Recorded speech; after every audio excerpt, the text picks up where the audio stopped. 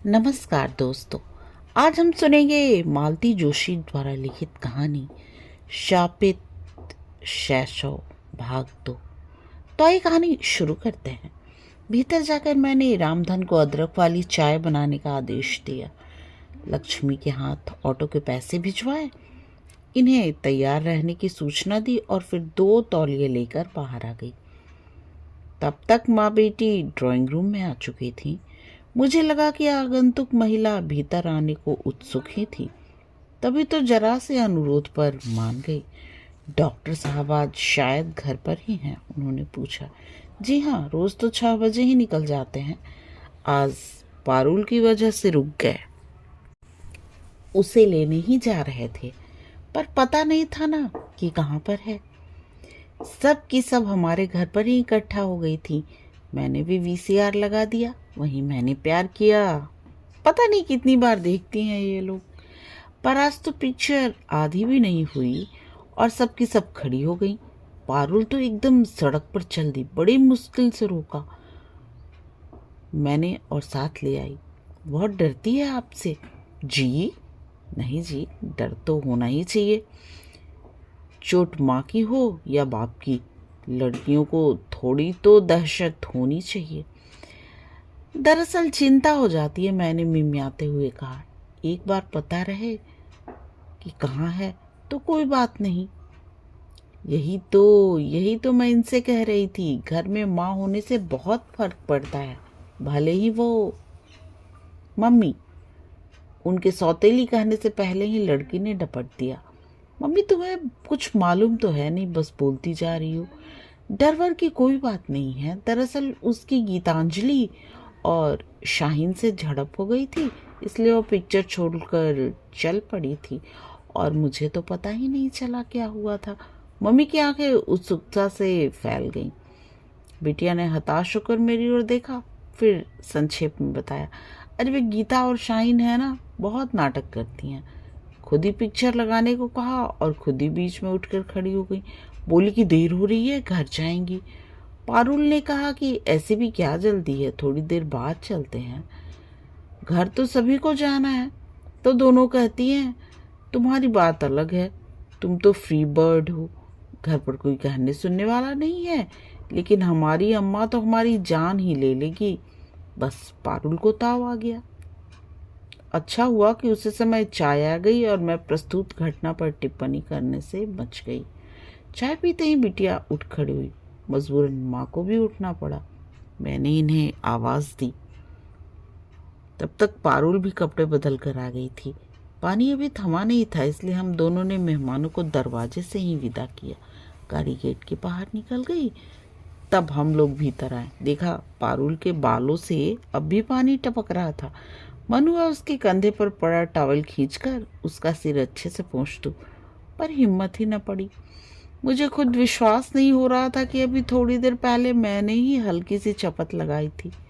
शायद वो मेरी अतिशय व्यग्रता का परिणाम था। बाल ठीक से सुखा लो पारुल, नहीं तो जुकाम हो जाएगा। अपना ड्रायर भिजवा दूं क्या? वो सिर्फ मुझे देखती रही। अच्छा पहले गर्मा गर्म चाय पी लो, काका ने अदरक डालकर बढ़िया चाय बनाई है। चाय मैं कमरे में पी लूंगी, उसने मेरे हाथ से कप लेते हुए कहा। फिर जाते हुए दरवाजे में ठिठक कर बोली, थैंक यू मम्मी। मैं खुश थी और चकित भी। रात को इच्छा हुई कि ये सुसंवाद इन्हें भी सुना दूं, पर अपने को रोक लिया। क्या पता यह उपलब्धि क्षणिक ही हो।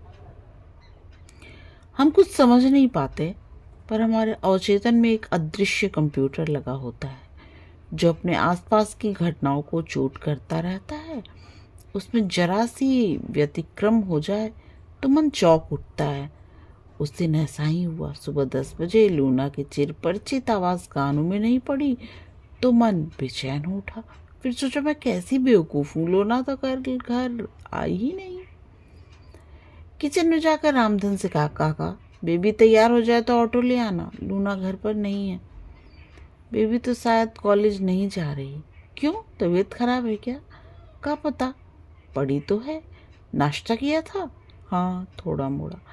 मैं पलटकर उसके कमरे की ओर चल दी, पर रास्ते में ही ठिठक गई। मेरा कमरे में जाना उसे पसंद आएगा?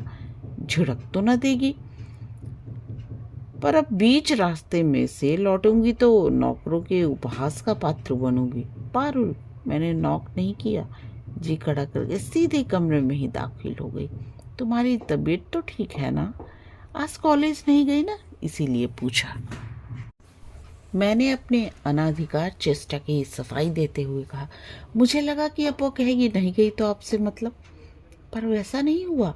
छिन्न स्वर में बोली, यूं ही नहीं गई, सिर जरा भारी लग रहा था, सोचा आज छुट्टी ही सही। सिर तो भारी होगा ही, कल कितना भीग गई थी तुम, रात को याद ही नहीं रहा।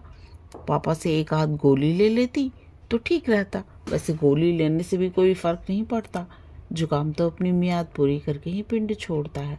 हाँ, दवाई लेने से थोड़ा रिलीफ जरूर हो जाता है। मुझे पता ही नहीं चला कि बात करते हुए मैं कब उसके पास पहुंचकर उसके सिर पर हाथ फेरने लगी थी। जब होश आया तो देखा मेरा वह स्पर्श उससे सहा नहीं जा रहा। उसके होठ कांप रहे हैं और उसने दोनों हथेलियों से आंखें ढांप रखी हैं। बीमारी की दशा में किसी का स्नेहिल स्पर्श क्या कयामत ढाता है, ये मुझे मालूम है। वो दिलेर लड़की मेरे सामने रोई कि नहीं, ये भी मैं जानती थी। इसलिए मैंने कहा, काका ने बताया कि तुमने ठीक से नाश्ता नहीं किया। देखो, मैं भी फर्स्ट क्लास कॉफ़ी बना कर लाती हूँ, पीते ही तुम्हारी सुस्ती उड़नछू हो जाएगी। मैंने जानबूझकर किचन में काफ़ी देर लगा दी। उसका सुबह का नाश्ता एक तरह से अनछुआ ही पड़ा था। मैंने साबूदाने के पापड़ और आलू के चिप्स तले, थोड़े से मखाने घी में भुने और फिर कॉफ़ी के साथ सारा सरंजाम लेकर उसके कमरे में गई तो बिस्तर खाली था। मेरा अंदाज़ा सही था। जब वो बाथरूम से निकली तो उसका चेहरा और आंखें दोनों धुले धुले से थे। थैंक यू मम्मी, उसने कप हाथ में लेते हुए कहा। मन हुआ कि उससे कहूँ, माँ को यूं बार बार धन्यवाद नहीं देते, पर अपने को रोक लिया। मम्मी कह देने से ही कोई माँ नहीं हो जाती। जिस दिन वो मन से मुझे माँ कहकर स्वीकार करेगी, औपचारिकता की यह दीवार अपने आप टूट जाएगी। रामधन काका गाड़ी चला लेते हैं ना? हाँ, क्यों? तुम एक चिट्ठी लिख कर दे दो तो वे गाड़ी उठा लाएंगे। वैसे नीलम की मम्मी उन्हें पहचानती तो होगी ना। लेकिन नीलम के यहाँ क्यों जाएंगी? गाड़ी तो छाया के यहाँ है। तो कल जो आई थी वो छाया थी, और क्या? उसी का घर तो कॉलेज के पास पड़ता है, इसलिए गाड़ी वहां रख देती हूँ। वो तो बेचारी बहुत अच्छी है, पर उसकी मम्मी सी सच अ बोर। और उन्हें आपने नीलम की मम्मी समझ लिया? ओ नो, नीलम सिरोंगी तो सिर पीट लेगी। तुम्हारे पापा भी सिर पीट रहे थे, कह रहे थे कहाँ फंसा दिया मुझे। पूरे रास्ते हुए 1 मिनट भी चुप नहीं हुई। बेचारी, उनकी तो औरतों की बकझक सुनने की आदत भी छूट गई है। उनके लिए तो अच्छा खासा ओवरडोज हो गया होगा। बात जरा सी थी, पर हम दोनों हंसी से लोटपोट हो गई। मेरे तो गले में फंदा ही पड़ गया। इस घर में आने के बाद पहली बार मैं इतना खुलकर हंसी थी। पारुल को भी मैंने पहली बार हंसते हुए देखा था। लगा था ये हंसी हमारी छाती में पता नहीं कब से जमी हुई थी। गलती मेरी ही थी। हंसी का दौर थमते ही उसने कहा, मुझे ठीक से इंट्रोड्यूस करवाना था, पर मेरा मूड उस समय इतना ऑफ हो रहा था। हाँ, नीलम ने, मेरा मतलब है छाया ने बताया था। वो चुप रही, पर उसकी मम्मी क्या समझी पता है? उन्हें लगा कि तुम मेरे डर से जल्दी घर भाग रही हो। ओ गॉड, सी इज इम्पॉसिबल। मैं एकदम गंभीर हो आई। सोचा जो बात मन में इतने दिनों से घुमड़ रही है उसे कह डालने का यही मौका है। हम दोनों के बीच ऐसे तरल क्षण पता नहीं फिर कब आए भी या ना आए। पारुल, एक बात कहूँ? मेरे संजीदा अंदाज पर वो चौंक पड़ी। बहुत दिनों से तुमसे ये बात कहना चाह रही थी पारुल, कि मुझ में और जो कुछ भी दुर्गुण हो, मैं डरने की चीज़ नहीं हूँ। मुझसे तुम्हें कभी कोई खतरा नहीं है। अब छाया की मम्मी को इतना सीरियसली लेने लगेंगी तब तो हो चुका। तुम गलत समझ रही हो। छाया की मम्मी ने जो बस इतना किया है कि मुझे अपनी बात कहने का मौका दिया है। तुम्हें डर अपने मन से एकदम निकाल दो पारुल, कि मैं तुम्हारी किसी चीज़ में हिस्सा बांटने आई हूँ। जायदाद का मुझे लोभ नहीं है। मुझे तो एक घर, एक जीवन साथी की तलाश थी। वो मुझे मिल गया। साथ ही एक प्यारी सी बिटिया भी मिल गई। अब मुझे कुछ नहीं चाहिए। इत्मीनान रखो, मैं तुमसे तुम्हारे पापा का प्यार भी नहीं छीनूंगी, बल्कि मैं तो अपने हिस्से का प्यार भी तुम्हें देना चाहती हूँ। वो कुछ देर तक एकटक मुझे देखती रही, फिर धीरे से बोली, जायदाद की बातें तुम्हें समझती नहीं। जहाँ तक पापा के प्यार का सवाल है, आप सारा का सारा ले सकती हैं, उसमें मेरा हिस्सा कभी नहीं रहा। मैं तो स्तब्ध रह गई। इतनी छोटी सी लड़की और कितनी बड़ी बात कह गई, कितनी बड़ी और कितनी कड़वी। बेटे, मैंने उसे सहलाते हुए कहा, प्यार जताना भी एक कला है जो सबको नहीं आती। खासकर पुरुष तो इस मामले में बहुत ही इंट्रोवर्ट होते हैं। अपने प्यार का प्रदर्शन करना उनके लिए बहुत कठिन होता है। क्या इसीलिए उनके प्यार पर शक करना चाहिए? अगर वो गुस्सा जता सकते हैं तो प्यार करने से या प्यार जताने से परहेज क्यों करते हैं? प्लीज़ मम्मी, आप उनकी वकालत मत कीजिए। उन्हें मैं आपसे बहुत पहले से जानती हूँ, उन्हें भी और उनके सब चहेतों को भी। इस घर में मुझे जितना प्यार, जितनी नफरत मिली है, सब मेरे मन में दर्ज है। वक्त आने पर मैं सबका हिसाब बराबर करूँगी। आवेश से तमतमाया उसका वह चेहरा देखकर मुझे दहशत सी होने लगी। इतनी सी बच्ची और मन में इतना विष। अच्छा नहीं लगा। पारुल की हम उम्र अपनी भांजियों और भतीजियों की याद हो आई, जो तितली की तरह उड़ती फिरती हैं। जीवन का कोई सुख दुख उन्हें ज़्यादा देर तक व्यापता नहीं। और ये लड़की, कितनी गांठें हैं इसके मन में। सहज स्नेह से वंचित, बचपन इसे एकदम खूंखार बना गया है। प्यार तो मुझे बस एक नहीं किया था, उसने जैसे अपने आप से कहा, वही थी जिसने मुझे ममता का अर्थ समझाया। पर लोगों से वो भी नहीं देखा गया। मृत्यु पर तो किसी का वश नहीं है ना पारुल। मैं अपनी माँ की बात नहीं कर रही, वो तो नक्कर बोली। उनके प्यार का तो स्वाद भी मुझे याद नहीं है। मैं तो दीदा की बात कर रही हूँ। दीदा, हाँ, मेरी आया थी वो, पर मेरे लिए तो माँ ही थी। उसके लिए वो सब कुछ किया जो एक माँ अपने बच्चे के लिए करती है। मेरी पूरी दुनिया थी दीदा, मेरी ढाल थी, मेरा कवच थी। उसके रहते कोई मेरी तरफ आंख उठाकर भी नहीं देख सकता था। फिर वह चली क्यों गई? वो क्यों जाती? परम पूजनीय दादी जी को फूटी आंख नहीं सुहाती थी ना, इसलिए बीमारी के बहाने उसे निकाल बाहर किया। कितनी बड़ी थी तुम उस समय? यही कोई 8 साल की। दीदा को भेज तो दिया, पर दादी से क्या कुछ संभलता था। मुझे फिर उठाकर नानी के यहाँ पटका है। नानी बेचारी तो बिस्तर से लगी थी। घर में मामी का राज था। उन्होंने सुबह शाम जली कटी सुनाकर मेरा खून सुखा डाला, फिर साल भर बाद वापस छोड़ गई। हमारे बस का नहीं है। फिर बुआ जी का आगमन हुआ। आप बुआ जी से मिली हैं? नहीं तो। जरूर मिलिएगा, जी खुश हो जाएगा। दादी की कार्बन कॉपी है। उन्हें तो लगा शायद उन्हें रिमांड होम का वार्डन बनाकर भेज दिया गया है। आते ही शुरू हो गई। 6 महीने में ही मैं तंग आ गई। दादी से भी देखा नहीं गया। बोली, लड़की को उठाकर हॉस्टल में डाल दो। पापा तो ठहरे श्रवण कुमार। माँ की बात टालने का सवाल ही नहीं था। कितनी बड़ी थी तुम तब? 12वां चल रहा था। घर छोड़ने का दुख तो क्या होता। हाँ, हॉस्टल की सख्ती रास नहीं आई कुछ दिन, फिर आदत पड़ गई। फिर जैसे ही पापा श्री को पता चला कि हॉस्टल लाइफ रास आ गई है, घर ले आए। आप कहती हैं वो मुझे प्यार करते हैं, तो एक बार तो उन्होंने पूछा होता कि निकी, तुम्हें क्या अच्छा लगता है, किसके पास रहना चाहोगी, कहाँ रहोगी? बस मनमानी करते रहे। जैसे निकी ना हुई, कोई गुड़िया हो गई, जहाँ चाहे हो पटक दो। ये आखिरी बात कहते कहते उसका आवेश रुलाई में बदल गया था। मैं विस्मित थी। कभी सोचा भी न था कि ये नन्ही सी जान अपने अंदर इतना दुख, इतनी वेदना, इतना आक्रोश समेटे है। मुझे आश्चर्य हो रहा था कि एक ही सांस में वो मुझसे सब कुछ कैसे कह गई। पर यह सब अनजाने में ही हुआ होगा। वो दुख बरसों से उसके मन में कुंडली मारे बैठा होगा। निश्चित ही अपनी सखी सहेली से उसने साझा न किया होगा। अपनी हमजोलियों के बोध में तो उसकी प्रतिभा एक दिलेर लड़की की है। उनके सामने वो अपनी करुण गाथा कभी नहीं दोहराएगी। मेरे सामने भी वो इतना नहीं खुलती। पर अपने पापा के प्रति गुस्से का इजहार करते करते वो कब भावुक हुआ है उसे पता ही नहीं चला। पारुल, मैंने शांत स्वर में कहा, अगर मैं कहूँ कि वे तुम्हारे साथ कुछ दिन रहना चाहते हैं इसलिए तुम्हें हॉस्टल से लाए हैं तो क्या विश्वास करोगी?